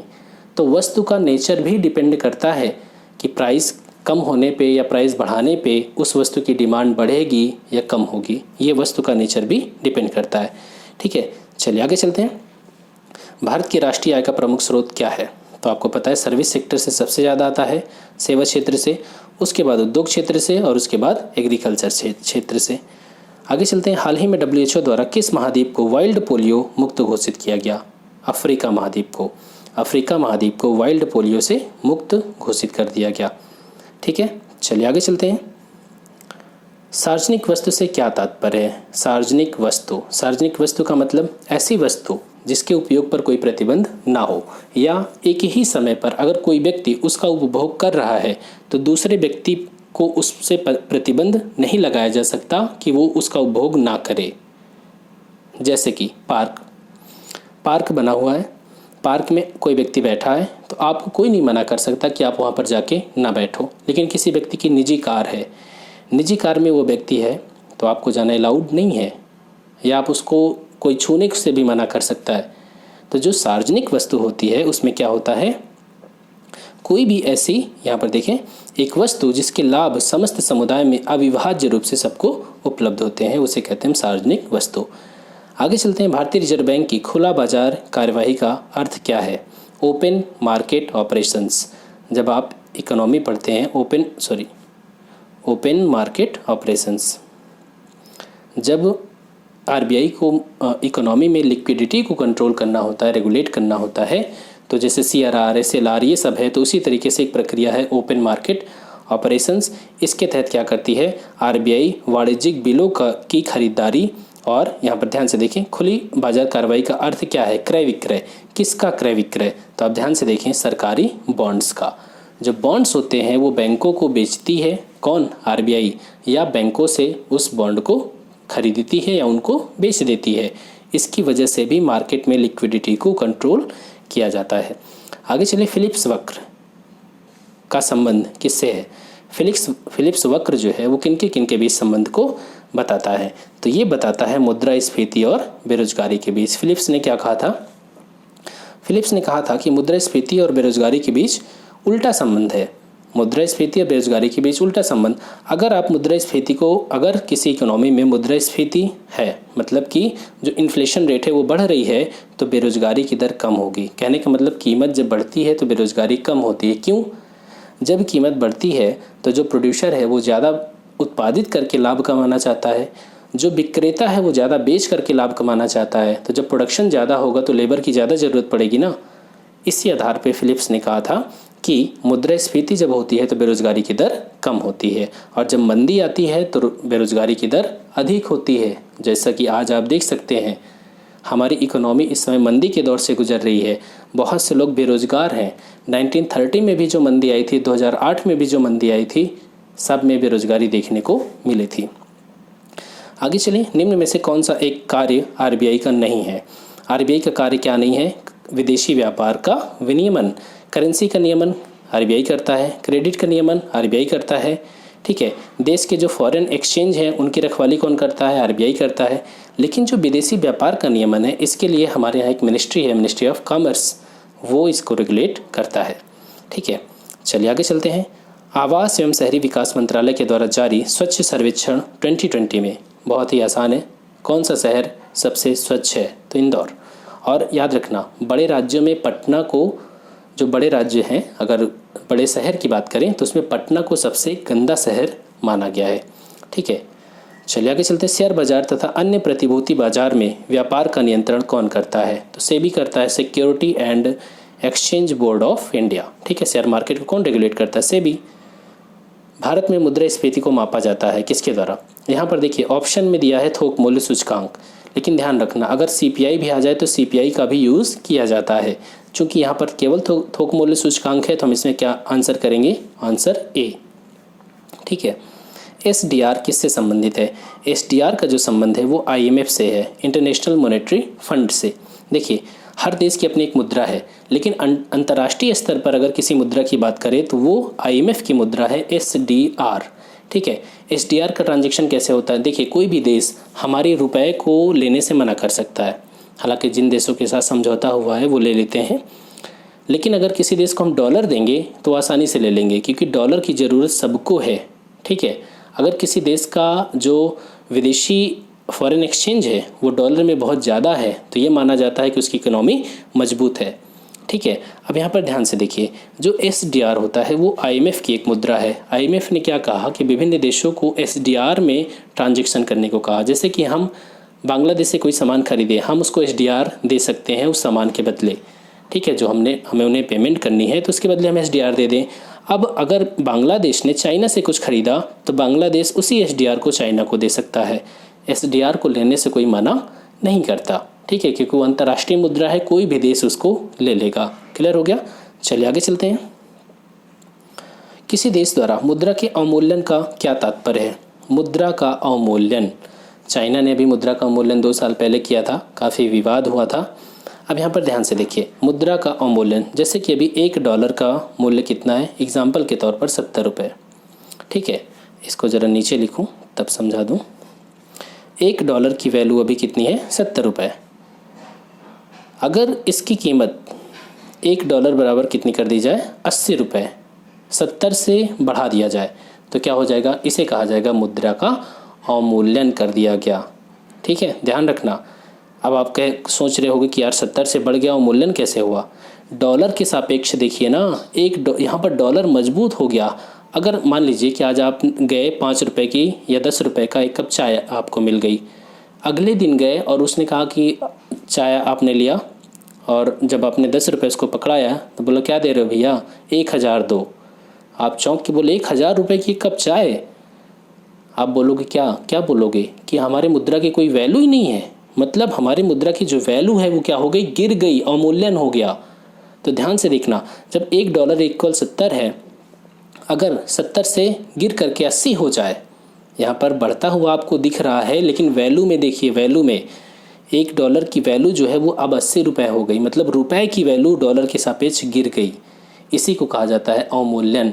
लेकिन ध्यान रखना, अवमूल्यन जो होता है वो किसी देश की सरकार के द्वारा जानबूझ करके मुद्रा के मूल्य को गिराया जाता है। एक टर्म और है डेप्रिसिएशन, मूल्य ह्रास। मूल्य ह्रास आप देख रहे होंगे, डेली न्यूज़पेपर में आप पढ़ते होंगे कि आज डॉलर की वैल्यू, डॉलर के मुकाबले रुपए की वैल्यू 73 पॉइंट इतना है, 72 पॉइंट आज इतना हो गया, आज 74 पॉइंट हो गया। तो यहाँ पर भी तो, यहाँ पर 72 से 74 जब हो गया तो यहाँ पर भी तो अवमूल्यन दिख रहा है, रुपए का मूल्य जो कम हुआ है, लेकिन ये अवमूल्यन नहीं है। इसे हम डेप्रिसिएशन कहते हैं, क्योंकि ये मार्केट की वजह से ये चीज़ें होती रहती हैं। तो अवमूल्यन और डेप्रिसिएशन समझ में आया। अब ध्यान रखिए, चलिए अब यहाँ पर एक चीज़ बता दूँ कि जब अवमूल्यन होगा तब क्या होगा।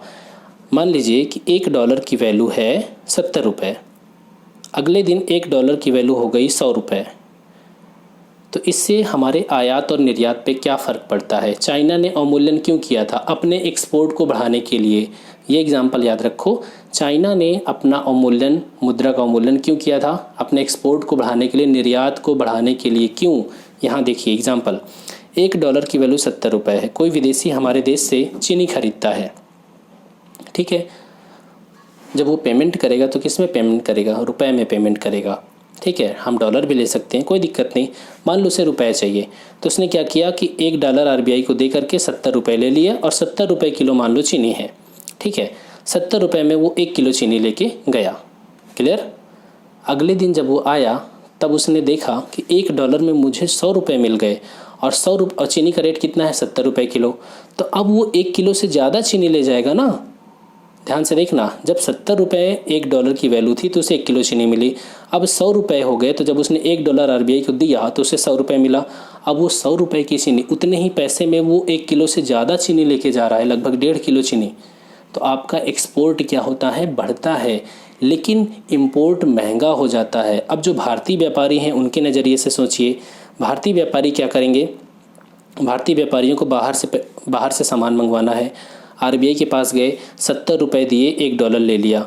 ठीक है, अगले दिन जब गए तो RBI ने कहा 70 में काम नहीं चलेगा, 100 रुपये दो तब $1 मिलेगा। भारतीय व्यापारी बोले ये क्या हो रहा है, इतना महंगा, हम नहीं मंगवाएंगे बाहर से सामान। मतलब हमारा आयात महंगा हो जाएगा और निर्यात सस्ता हो जाएगा अवमूल्यन में। ठीक है, अब एक चीज़ बता दूं, भारतीय मुद्रा का कितनी बार अवमूल्यन हुआ। टेक्निकली 2 बार हुआ, 1949 में और एक हुआ 1966 में, 2 बार। लेकिन 1991 में हमारी मुद्रा की वैल्यू जो थी वो 18.5% गिर गई। लेकिन ये सरकार के द्वारा नहीं गिराया गया था, इसका डेप्रिसिएशन हुआ था। ठीक है, तो टेक्निकली 2 बार, 1949, 1966 में, और 1991 में भी 1 बार माना जाता है। 18.5% की वैल्यू, मतलब 18.5% हमारे मुद्रा का मूल्य गिर गया था। ठीक है, चलिए आगे चलते। हाँ, अब यहाँ पर देख लें ऑप्शन, किसी देश के द्वारा मुद्रा का अवमूल्यन का क्या तात्पर्य है। आयात व्यापार का विस्तार, क्या आयात हमारा बढ़ जाता है, गलत। निर्यात व्यापार का विस्तार, बिल्कुल सही, निर्यात हमारा बढ़ता है। आयात प्रतिस्थापन को प्रोत्साहन, बिल्कुल सही। अब देखिए, जो भारतीय व्यापारी था उसने क्या कहा था कि हम बाहर से सामान नहीं मंगवाएंगे, बल्कि जो चीज़ हम मंगवाते हैं उसको भारत में ही बनाएंगे। आयात प्रतिस्थापन करेंगे। हम जो चीज़ मंगाते थे बाहर से, अब उसको हम सब्स्टिट्यूट मतलब उसको हम प्रतिस्थापित करेंगे। क्लियर? तो आपका आंसर 2 और 3। किसी अर्थव्यवस्था में यदि ब्याज की दर को घटाया जाता है, देखिए अभी हम पहले बात कर चुके हैं, इस समय भी देखिए कोविड-19 के बाद जो सिचुएशन है कि लोगों को ज़्यादा से ज़्यादा ब्याज पे पैसा दो, ब्याज की दर को कम कर दो ताकि लोग पैसा लें और इन्वेस्टमेंट करें। इससे क्या होगा? अर्थव्यवस्था में निवेश व्यय को बढ़ावा मिलेगा। ठीक है, चलिए आगे चलते हैं। गाडगिल नियम किस आवंटन के संबंध में है? राज्यों को केंद्रीय योजना सहायता। ठीक है, राज्यों को केंद्रीय योजना सहायता के लिए एक गाडगिल नियम बनाया गया था। आगे चलें, राजकोषीय घाटे का क्या मतलब होता है? देखिए ये जो विभिन्न प्रकार के घाटे हैं, राजस्व घाटे, राजकोषीय घाटे, प्राथमिक घाटे, इनको ये टेक्निकली बहुत ही टफ है। ठीक है, इनको ये जल्दी से आसानी से समझ में नहीं आते, लेकिन यहाँ पर दिया गया है क्वेश्चन में कि राजकोषीय घाटे का क्या अर्थ है। तो यहाँ पर आपका आंसर क्या हो जाएगा? सरकारी व्यय, कुल खर्च, सरकार को कितनी प्राप्तियाँ हुई, इसको घटाने के बाद इसमें एक चीज़ ऐड कर दिया जाता है, सरकारी दायित्व। सरकारी दायित्व का मतलब सरकार को जो ब्याज अदा करना है, सरकार के ऊपर जो ऋण है, उन सभी चीज़ों को किस में शामिल किया जाता है? राजकोषीय घाटे में। ठीक है, चलिए आगे चलते हैं। भारत में राष्ट्रीय आय की गणना में सबसे बड़ी समस्या क्या है? देखिए जब नेशनल इनकम की गणना होती है, हमारे देश में एक बहुत बड़ा एरिया अनौपचारिक क्षेत्र है। ठीक है, जैसे रेहड़ी पर लगाने वाले लोग हैं, अब तो ये फ़ोनपे वगैरह लेते हैं, तो अब इनके अकाउंट में जो पैसा जाएगा इससे ट्रैक किए जा सकते हैं। लेकिन इससे पहले तक क्या होता था? इससे पहले तक इनके बारे में कोई जानकारी नहीं थी, कितने रेहड़ी वाले हैं, क्या करते हैं, क्या नहीं। बहुत से आप ऐसे दुकानदारों को देखेंगे जो लोग इनकम टैक्स नहीं देते हैं, जबकि वो करोड़ों की कमाई करते हैं। तो हमारे देश में राष्ट्रीय आय की गणना में सबसे बड़ी समस्या क्या है कि कृषि क्षेत्रों में अर्जित होने वाली आय की सूचना ग्रामीण स्तर पर उपलब्ध है? बिल्कुल गलत, नहीं उपलब्ध। कई क्षेत्रों में अर्जित होने वाली आय की सूचना ही उपलब्ध नहीं है, डेटा ही उपलब्ध नहीं है। तो आपका आंसर क्या है? बी और सी। ठीक है, यहाँ पर आप देख सकते हैं बी और सी का मतलब 2 और 3। ठीक, चलिए आगे चलते। दूसरी हरित क्रांति का संबंध किससे होगा? दूसरी हरित क्रांति जो आएगी वो बायोटेक्नोलॉजी का यूज़ किया जाएगा। इसमें बायोटेक्नोलॉजी के माध्यम से प्रोडक्शन को बढ़ावा दिया जाएगा। ऐसे बीजों का निर्माण किया जाएगा जो सूखे में भी धान लहलहा होगा। ठीक है, एकदम से धान का उत्पादन हो जाएगा सूखे में। तो ये सब कैसे संभव होगा? बायोटेक्नोलॉजी के प्रयोग से। भारत में निम्न उद्योगों में कौन सा एक पानी का सबसे बड़ा उपभोक्ता है? तो यहाँ पर जो ताप शक्ति थर्मल पावर है वो पानी का बहुत ज़्यादा यूज़ करता है। निम्न में से कौन सा नवरत्न में शामिल है? तो यहाँ पर आप देखिए भारत इलेक्ट्रॉनिक्स लिमिटेड, BEL, ये छोटा वाला बेल है। यहाँ पर जो बड़ा वाला बेल है भारत हैवी इलेक्ट्रॉनिक्स लिमिटेड, ये महारत्न है। ठीक है, कोल इंडिया लिमिटेड, गेल, ये सब आते हैं महारत्ना में, जो कि भारत इलेक्ट्रॉनिक्स लिमिटेड है वो नवरत्न में आता है। क्लियर? चलिए आगे चलते हैं। मुद्रा संकुचन का कारण होता है। मुद्रा संकुचन का क्या कारण होता है? तो यहाँ पर आप देख सकते हैं मुद्रा संकुचन का कारण मुद्रा की पूर्ति की तुलना में माल एवं सेवाओं की पूर्ति में कमी। जितनी मुद्रा की सप्लाई है उसकी तुलना में जो वस्तुओं की सप्लाई है उनकी कम हो जाती है। तो ये मुद्रा संकुचन का कारण। आगे चलते हैं। निम्न में से विश्व बैंक का मुख्यालय कहाँ पर है? तो बहुत ही आसान सा है, वाशिंगटन DC। किस देश का भुगतान संतुलन किसका व्यवस्थित अभिलेख है? भुगतान संतुलन क्या होता है? Balance of payment. जब आप इंटरनेशनल इकोनॉमिक्स पढ़ते हैं तो वहाँ पर इस कॉन्सेप्ट को पढ़ा जाता है।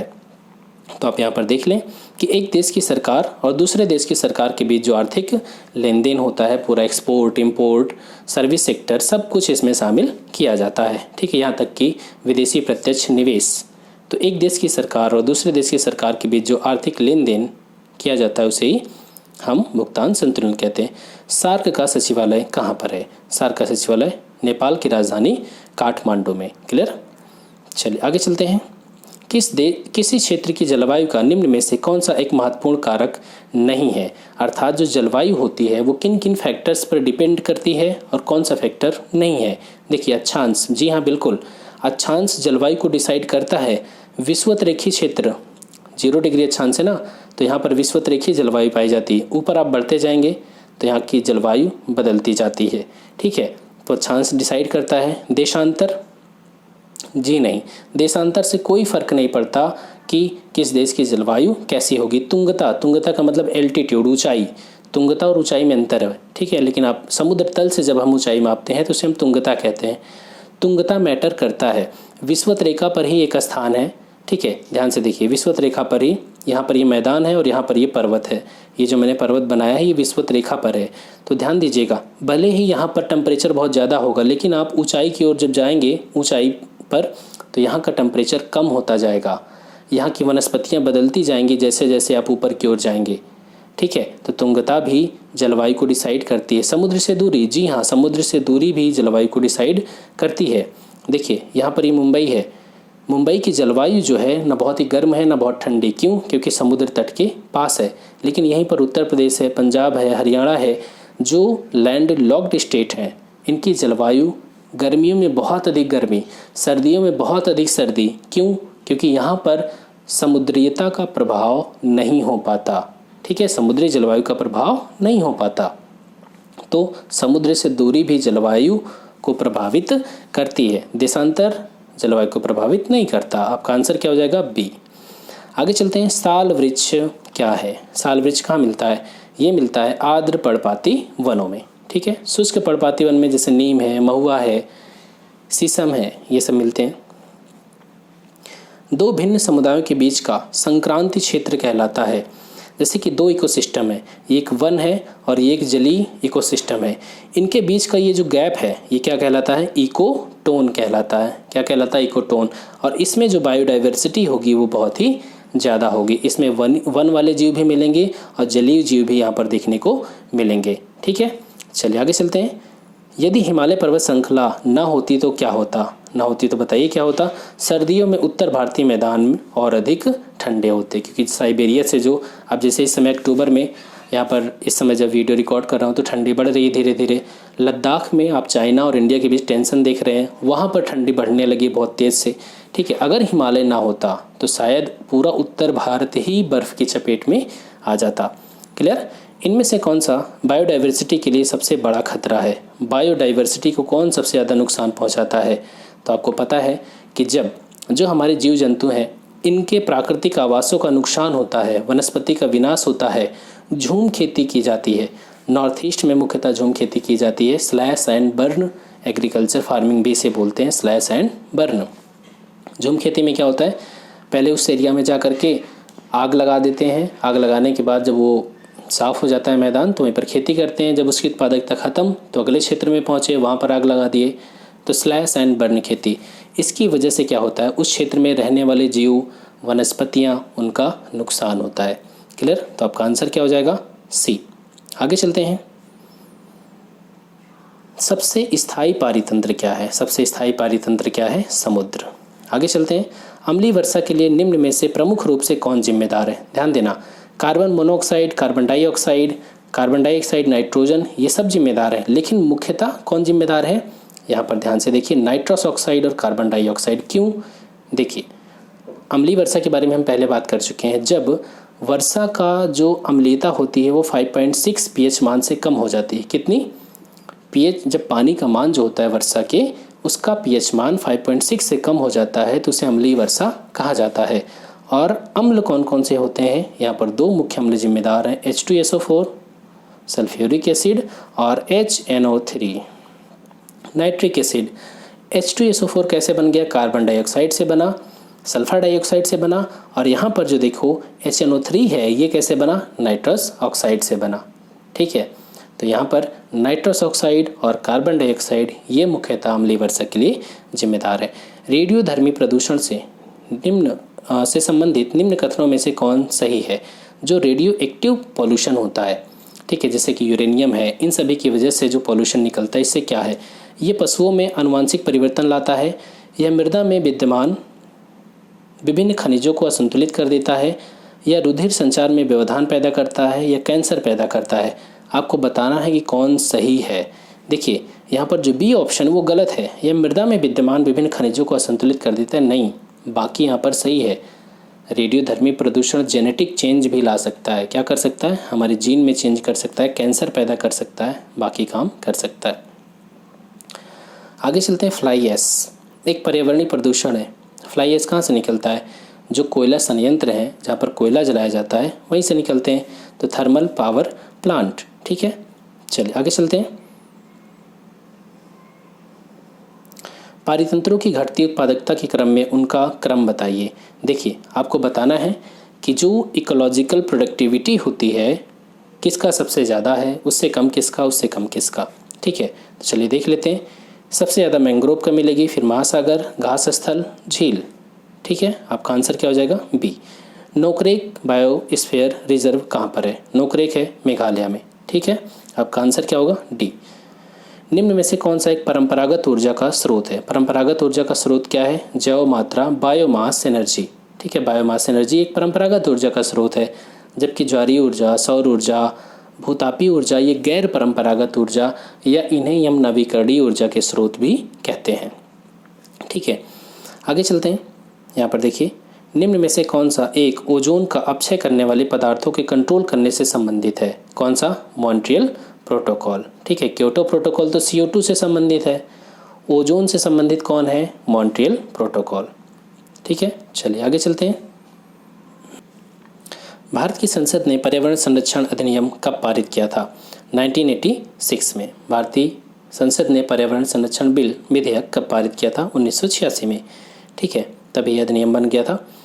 आगे चलते हैं। यहाँ पर आपको बताना, देखिए ये क्वेश्चन थोड़ा मिस्टेक है। ठीक है, क्योंकि इसमें मैं बता दूँ क्यों मिस्टेक है। जो यहाँ पर आप देख रहे हैं, जैसे दुधवा है, भितरकनिका है, चिल्का झील है, भितरकनिका, दुधवा, ये दुधवा जो है नेशनल पार्क भी है, दुधवा टाइगर रिजर्व भी है। ठीक है, भितरकनिका जो है ये दुधवा कहाँ पर है? यूपी में, आपको पता है।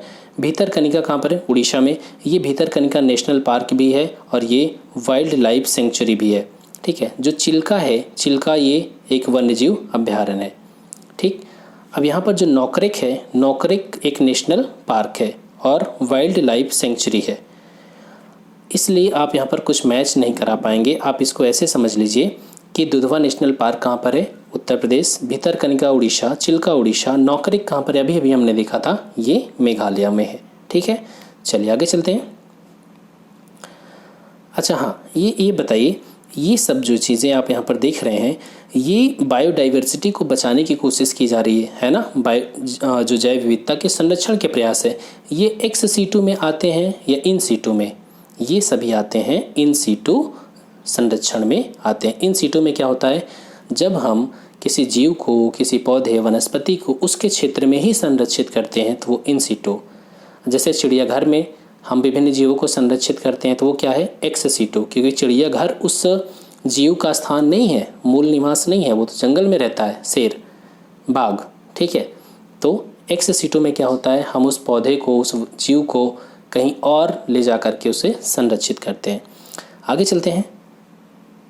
स्वपोषित जीवों की कार्बन और ऊर्जा की आवश्यकताएं किसके द्वारा पूरी होती है? स्वपोषित मतलब जो अपना भोजन खुद बनाते हैं। कैसे पूरा होता है? प्रकाश संश्लेषण के द्वारा। प्रकाश संश्लेषण करते हैं तभी तो अपना भोजन बना पाते हैं। आहार जाल की कड़ियों में वृद्धि होने पर पारितंत्र की स्थिरता पर क्या प्रभाव पड़ता है? आहार जाल, फूड वेब, ध्यान से देखिएगा। आहार जाल क्या? एक होता है फूड चेन और एक होता है फूड वेब। चेन क्या होती है? चेन सीधी होती है। ठीक है, यहाँ पर पौधा है, उस पौधे को बकरी ने खाया, उस बकरी को इंसान ने खाया, ठीक है, या शेर ने खाया, तो फूड वेब जो होता है, फूड चेन जो होती है, वो आगे जा कर के मुख्यतः 5 स्टेप तक जाती है। क्योंकि लिंडेनमैन का नियम कहता है कि लिंडेनमैन का 10% का नियम है, आगे हम देखेंगे। तो मुख्यतः जो फूड चेन होती है वो 5 चरणों तक जाती है। फूड वेब क्या होता है? अब देखिए, कई चेन मिलकर के एक जाल का निर्माण करती हैं। ठीक है, कई चेन मिलकर के एक, मान लीजिए पौधा है, ठीक है, इस पौधे को खरगोश ने खाया, इसी पौधे को बकरी ने खाया, इसी पौधे को डायरेक्ट मनुष्य ने खा लिया। तो आप ध्यान से देखिए, यहाँ से हर जगह से एक नई चेन बन के जा रही है। ठीक है, तो यहाँ पर ये जो निर्माण हो रहा है, ये फूड वेब का निर्माण हो रहा है। अगर फूड वेब की कड़ियों में वृद्धि हो जाए तो इससे क्या होगा बताइए? मान लीजिए कि इस पूरे इकोसिस्टम से बकरी गायब हो गई, बकरी यहाँ पर है, बकरी गायब हो गई, तो क्या इससे, बकरी के गायब होने से क्या हमारा इकोसिस्टम खत्म हो जाएगा? जी नहीं, क्योंकि इस पूरे जाल में कई चेन बनी हुई है। तो जब हमारा फूड वेब की कड़ियों में वृद्धि होती है तो हमारे इकोसिस्टम में क्या होती है? स्थिरता बढ़ती है। क्लियर हो गया? चलिए आगे चलते हैं।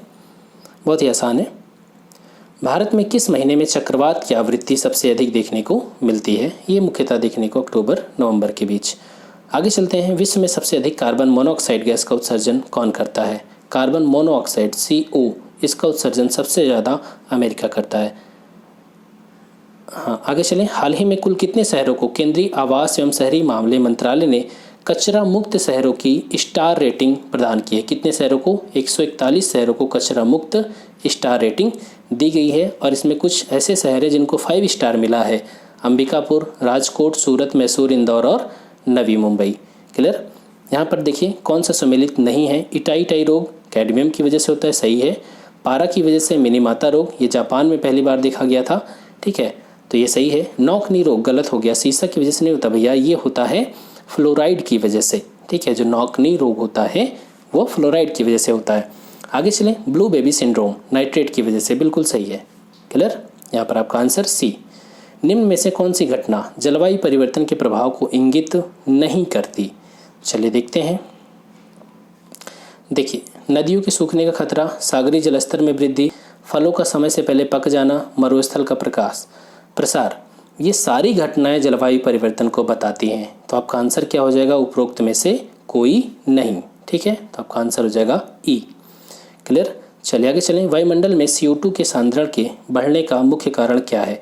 CO2 का सांद्रण क्यों बढ़ता जा रहा है? क्योंकि CO2 को एब्जॉर्ब करने वाले की संख्या कम हो जा रही है। CO2 को एब्जॉर्ब कौन करता है? पेड़ पौधे करते हैं। वनों की तीव्र गति से कटाई हो रही है, इसी की वजह से CO2 की मात्रा वायुमंडल में बढ़ती जा रही है, ठीक है। आगे चलें। निम्न में से कौन सम्मिलित नहीं है? विश्व पर्यावरण सम्मेलन स्टॉकहोम कन्वेंशन जिसे हम कहते हैं, इसका पूरा नाम है UN conference on human environment 1972, बिल्कुल सही है। वियना कन्वेंशन 1982, बिल्कुल गलत हो गया। वियना कन्वेंशन हुआ था यहाँ पर ध्यान से देखिए, ये 1985 में हुआ था। कब हुआ था? 1985 में, ठीक है। ये ओजोन डिप्लीशन को रोकने के लिए वियना कन्वेंशन हुआ था, ओजोन क्षरण को रोकने के लिए, ठीक है, जो ओजोन होल है उसको कंट्रोल करने के लिए। मॉन्ट्रियल प्रोटोकॉल 1987, बिल्कुल सही है। ये भी, इसका भी संबंध किससे है? ओजोन गैस को कंट्रोल करने से। यहाँ पर देखें, प्रथम पृथ्वी शिखर सम्मेलन 1992, ये भी सही है। तो आपका आंसर क्या हो गया यहाँ पर? वियना कन्वेंशन 1985 में हुआ था, ना कि 1982 में। आगे चलते हैं। भारत की किस नदी को उच्च प्रदूषित नदी होने की वजह से जैविक रेगिस्तान घोषित कर दिया गया? किसको? दामोदर नदी को, ठीक है। चलिए आगे चलते हैं। 2021 में फीफा अंडर 17 महिला वर्ल्ड कप कहाँ आयोजित होगा? ये होगा भारत में, अंडर 17 वाला, ठीक है। भारत सरकार ने जैव सुरक्षा प्रोटोकॉल पर अपनी सहमति कब दिया था? 2002 में जैव सुरक्षा प्रोटोकॉल पर अपनी सहमति दी गई थी भारत सरकार के द्वारा। निम्न में से कौन जैव विविधता ह्रास का सबसे महत्वपूर्ण और प्राथमिक कारण है? सबसे महत्वपूर्ण और प्राथमिक कारण क्या है? हैबिटेट का विनाश होना। जो हमारे पेड़ पौधों, जीव जंतुओं के रहने का मूल निवास स्थान है, जब उनका हैबिटेट लॉस होता है तो ये बायोडाइवर्सिटी को नुकसान पहुंचाता है, ये प्राथमिक कारण है। पर्यावरण एक अविभाज्य समष्टि है जिसकी रचना होती है। पर्यावरण की रचना किससे किससे होती है? भौतिक तंत्र से होती है, भौतिक तंत्र से, जैविक तंत्र से, लेकिन ये सब अधूरे लिखे हैं। यहाँ पर आप देख रहे होंगे डी, भौतिक, जैविक और सांस्कृतिक तत्वों वाले पारस्परिक क्रियाशील तंत्रों से, ठीक है। पर्यावरण में सभी चीज़ें शामिल होती हैं, भौतिक, जैविक और उनके बीच अंतःक्रिया सबको शामिल किया जाता है। आगे चलते हैं। पर्यावरणीय निश्चयवाद के प्रतिपादक कौन थे? तो पर्यावरणीय निश्चयवाद के प्रतिपादक कार्ल रिटर को माना जाता है। इसमें क्या माना जाता है पर्यावरणीय निश्चयवाद में? कि जो मनुष्य की क्रियाएं होती हैं वो पर्यावरण से प्रभावित होती हैं, ठीक है। आगे चलते हैं। पारितंत्र में एक टिकाऊ जैव समूह कहलाता है। टिकाऊ जैव समूह क्या कहलाता है? टिकाऊ जो समय कहलाता है इकोटोन, संक्रमण। हाल ही में किस राज्य ने खेलों को उद्योग का दर्जा दे दिया? तो ये मणिपुर ने खेलों को उद्योग का दर्जा दिया है। नेक्स्ट क्वेश्चन, पारितंत्र में ऊर्जा का पिरामिड कैसा होता है? ऊर्जा का पिरामिड हमेशा सीधा होता है। क्यों? पिरामिड आपको पता होगा, देखिए पिरामिड जो बनता है बायोमास का बनता है, एनर्जी का बनता है और संख्या का बनता है, ठीक है। अब अगर हम बात करें एनर्जी का पिरामिड, तो एनर्जी का पिरामिड हमेशा सीधा बनेगा। क्यों? देखिए यहाँ पर क्या रखा जाएगा? उत्पादक, प्राइमरी प्रोड्यूसर, प्राइमरी प्रोड्यूसर के बाद प्राइमरी कंज्यूमर, जो इसको खाएगा वो क्या कहलाएगा, प्राइमरी कंज्यूमर। इसके बाद सेकेंडरी कंज्यूमर, इसके बाद टर्शियरी कंज्यूमर। इस तरीके से ये चलता है। सबसे नीचे कौन रहेगा, प्राइमरी प्रोड्यूसर। क्यों संख्या का पिरामिड ऊर्जा का पिरामिड हमेशा सीधा बनेगा, ध्यान से देखिएगा। लिंडेनमान ने कहा था कि जब आप किसी भी फूड चेन में जब पहले चरण में आप होते हैं तो वहाँ पर एनर्जी सबसे ज़्यादा, अगर यहाँ पर मान लें 100 यूनिट है तो इसके बाद अगले चरण में एनर्जी इसका 10 बचेगी, मतलब 10, इसका 1/10 बचेगी तो मतलब 10, 100 का 1/10 10। और इसके बाद जो सेकेंडरी कंज्यूमर है इसके पास एनर्जी कितनी जाएगी, 10 का 1/10 मतलब 1 यूनिट। और टर्शियरी कंज्यूमर के पास 1 का 1/10 0.1। ध्यान से देखिएगा, इस चीज़ को समझने की ज़रूरत है कि लोगों को वेज होने की ज़रूरत क्यों है। अगर आप प्योर वेज हैं, प्राइमरी कंज्यूमर हैं, प्राइमरी कंज्यूमर क्या कर रहा है, जो प्राइमरी प्रोड्यूसर है जैसे पालक है, हरी सब्जियां हैं, उनको खाता है तो उसके पास एनर्जी 10 यूनिट जाती है। और इस प्राइमरी कंज्यूमर, मान लीजिए प्राइमरी कंज्यूमर यहाँ पर क्या कौन है, बकरी है, इस बकरी को इंसान खाया तो इंसान के पास कितनी एनर्जी जाएगी, केवल 1 यूनिट ही पहुँचेगी। सबसे ज़्यादा एनर्जी किसके पास है, 100 यूनिट प्राइमरी प्रोड्यूसर के पास है। तो ध्यान से देखिए, इस फूड चेन में एनर्जी जो हो रही है, एनर्जी क्या हो रही है, नीचे से जब आप आधार से शीर्ष की ओर जा रहे हैं तो एनर्जी का लेवल कम होता जा रहा है। ठीक है, और कभी भी एनर्जी का लेवल बढ़ेगा नहीं। जो टॉप मोस्ट पे होता है, सबसे सर्वोच्च जो मांसाहारी जैसे शेर है, इनके पास एनर्जी का लेवल बहुत कम पहुंचता है नीचे से, क्योंकि ये घास तो खाते नहीं, ये तो प्राइमरी प्रोड्यूसर, प्राइमरी कंज्यूमर होते हैं, सेकेंडरी कंज्यूमर, टर्शियरी कंज्यूमर, इनको खाते हैं। ठीक है, तो एनर्जी का लेवल ऊपर जाते जाते कम होता जाता है। इसी की वजह से जो ऊर्जा का पिरामिड होगा हमेशा सीधा बनेगा। आगे चलें, खाद्य जाल में ऊर्जा का प्रवाह, ये प्रभाव नहीं है, प्रवाह है। ऊर्जा का प्रवाह होता है एक दिशी होता है, ऊर्जा का प्रवाह हमेशा एक दिशी होता है, कभी भी ये वापस ऊर्जा नहीं आती। ठीक है, ऊर्जा का प्रवाह एक दिशी होता है। लवणी मृदा में उगने वाले पौधों को क्या कहा जाता है, हैलोफाइट कहा जाता है, जो खारे जल में उत्पन्न होते हैं। नाइट्रोजन यौगिकीकरण करने वाला जीवाणु का क्या नाम है, एजिटोबैक्टर। आपको जब आप नाइट्रोजन साइकिल पढ़ेंगे तो वहाँ पर नाइट्रोजन यौगिकीकरण, नाइट्रोजन फिक्सेशन और फिर विनाइट्रीकरण, इनके बारे में वहाँ पर पढ़ते हैं। तो एक बैक्टीरिया है एजिटोबैक्टर, ये नाइट्रोजन यौगिकीकरण का काम करता है। अब ध्यान से समझिएगा। आप ये बताइए कि अरहर, आपको पता है ना कि दाल खाने से प्रोटीन मिलता है, आखिर अरहर में प्रोटीन आया कहाँ से इतना, ध्यान रखना। पौधे CO2 को तो डायरेक्ट ले लेते हैं, लेकिन नाइट्रोजन को वो डायरेक्ट नहीं ले पाते। और प्रोटीन का आधार क्या है, नाइट्रोजन है। नाइट्रोजन से ही अमीनो एसिड बनता है और कई अमीनो एसिड मिलकर प्रोटीन बनाते हैं। तो ये जो पर्यावरण में नाइट्रोजन पाया जाता है, ये कई बैक्टीरिया होते हैं, एजिटोबैक्टर मुख्य होता है उसमें। ये नाइट्रोजन को पकड़ करके क्या करता है, नाइट्रोजन फिक्सेशन का काम करता है। ठीक है, और प्रोटीन बनाने में मदद करता है, मतलब नाइट्रेट वगैरह बनाने में मदद करता है। और पौधे नाइट्रोजन को डायरेक्ट नहीं लेते, पौधे इन नाइट्रोजन यौगिकीकरण करने वाले जीवाणुओं के माध्यम से नाइट्रेट और नाइट्राइट को लेते हैं। क्या, नाइट्रेट और नाइट्राइट को, और प्रोटीन का निर्माण करते हैं। आगे चलिए, 10% का नियम मैंने बताया था, अभी लिंडेमान का है कि फूड चेन में जो हर चरण पे जहाँ पर जो प्रोड्यूसर है, कंज्यूमर है, इसमें एनर्जी का ट्रांसफ़र कितना होता है, 1/10 या 10% का ही ट्रांसफ़र होता है। आगे चलते हैं, पारितंत्र में ऊर्जा का प्राथमिक स्रोत क्या होता है। कोई भी इकोसिस्टम है, वहाँ पर एनर्जी कहाँ से आ रही है, सूर्य के प्रकाश से आ रही है। सूर्य के प्रकाश से पौधे भोजन बनाते हैं, फिर उन पौधों को प्राइमरी कंज्यूमर खाता है, फिर सेकेंडरी कंज्यूमर, फिर टर्शियरी कंज्यूमर। क्लियर। आगे चलते हैं, भारत में मैंग्रोव वनस्पति अधिक विस्तृत रूप से कहाँ पाई जाती है, तो बहुत ही आसान है, सुंदरवन। पारितंत्र में तत्वों के चक्रण को क्या कहते हैं, इसे कहते हैं जैव भू रासायनिक चक्र। यूपीपीसीएस 2020 में पूछा गया। लाइकेंस अभिव्यक्त करते हैं क्या, सहोपकारिता। ठीक है, सहोपकारिता व्यक्त करते हैं। भूपृष्ठ में सर्वाधिक प्रचुर तत्व कौन सा है, तो ऑक्सीजन है। ऑक्सीजन के बाद सिलिका है, फिर एल्यूमिनियम है, फिर आयरन है।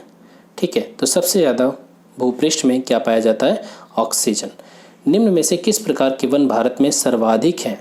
तो भारत में सर्वाधिक कौन से वन मिलेंगे आपको? उष्णकटिबंधीय शुष्क पतझड़ वन देखने को मिलेंगे। इसमें कौन कौन से पौधे आते हैं? जहाँ पर वर्षा जो है 100 सेंटीमीटर से कम होती है वहाँ पर उष्णकटिबंधीय शुष्क पतझड़ वन मिलते हैं। जैसे शीशम है, महुआ है, नीम, ये सब शुष्क पतझड़ वन जो गर्मियों में अपने पत्तियों को गिरा देते हैं ताकि इनकी जो पत्तियां हैं, आपको पता है कि पत्तियों के माध्यम से ये प्रकाश संश्लेषण करते हैं और इनके भीतर जो ज़मीन से जल ये लेते हैं, उस जल का वाष्पोत्सर्जन भी तो ये पत्तियां करती हैं। चूँकि गर्मी में पानी की कमी हो जाती है तो वाष्पोत्सर्जन न हो, इस वजह से ये पत्तियां अपनी गिरा देते हैं और जो पानी होता है उसको स्टोर किए रहते हैं। ठीक है, चलिए आगे चलते हैं। हाँ, एक क्वेश्चन, भारतीय वन प्रबंधन संस्थान कहाँ अवस्थित है? तो बहुत ही आसान, भोपाल में। आगे चलते हैं। भारत में सबसे पहला जैवमंडलीय आरक्षित क्षेत्र बायोस्फीयर रिजर्व क्षेत्र कहाँ स्थापित हुआ? तो ये हुआ नीलगिरी। ठीक है। टुमारोज बायोडाइवर्सिटी पुस्तक के लेखक कौन? Doctor Vandana Sharma. Tomorrow's biodiversity.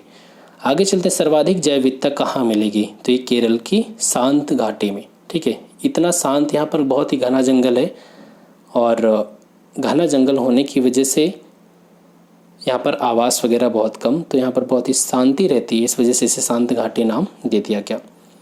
देखिए, निम्न अभयारण्यों को सही राज्य में सम्मिलित करिए। चलिए देख लेते हैं। पेरियार कहाँ पर है? केरला में। सिमलीपाल कहाँ पर? उड़ीसा में। डालमा बिहार। गौतम बुद्ध झारखंड। ठीक है, झारखंड आप यहाँ पर देख सकते हैं। चलिए आगे चलते हैं।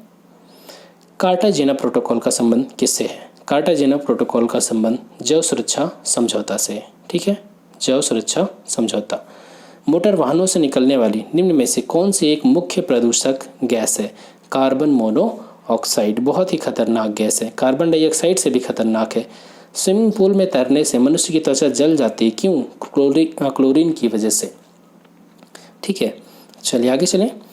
नॉकिंग किस यौगिक के द्वारा कम की जाती है? नॉकिंग का मतलब क्या होता है पिछले वीडियोस में हमने देखा है, लेकिन बता दूं, जैसे कि जो पेट्रोल से चलने वाली गाड़ियां हैं, वो अगर गाड़ी में कोई अशुद्धि रहेगी, मतलब पेट्रोल में कोई प्रॉब्लम होगी, तो वो गाड़ी आवाज़ ज़्यादा करेगी। ठीक है, वो जो पेट्रोल जलेगा वो उतनी एनर्जी पैदा नहीं कर पाएगा, बल्कि वो शोर ज़्यादा करेगी, एनर्जी कम पैदा करेगी।